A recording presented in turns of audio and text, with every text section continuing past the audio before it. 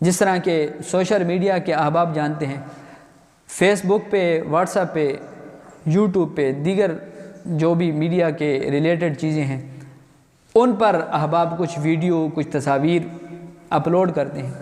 اب اگر آپ نے کوئی ایسی تصویر یا ایسی ویڈیو اپلوڈ کی جو شرعاً جس کا گناہ تھا، جو شرعاً منع تھی، عورت کی تصویر تھی یا کچھ اور تصویریں تھیں، یا اسی طرح ویڈیو غلط تھی، جتنی تک وہ ویڈیو، وہ تصاویر لوگ دیکھتے رہیں گے ان کو تو گناہ ملتا ہی رہے گا۔ جتنے لوگ دیکھیں گے اتنے کو گناہ اس شخص کے گلے میں پڑے گا جس شخص نے یہ کام کا آغاز کیا، یہ برے کام کی ابتدا رکھی۔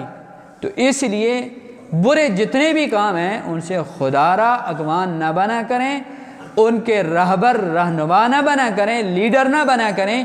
کیوں؟ اگر کوئی کام تم نے برا شروع کر دیا، جتنی دیر وہ جاری رہے گا اس کا عذاب اس شخص کے گلے میں بھی پڑتا رہے گا جس نے کام سٹارٹ کیا تھا۔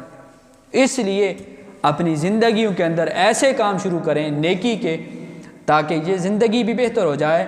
اگر زندگی سے بنا چلا جائے، قبر کی زندگی کے اندر چلا جائے، قبر کے اندر بھی اس کا فائدہ ہوتا رہے گا۔ اللہ رب العالمین مجھے بھی آپ کو بھی عمل کی توفیق عطا کرے۔ وما علیہ البلاغ۔ جنہوں نے سنت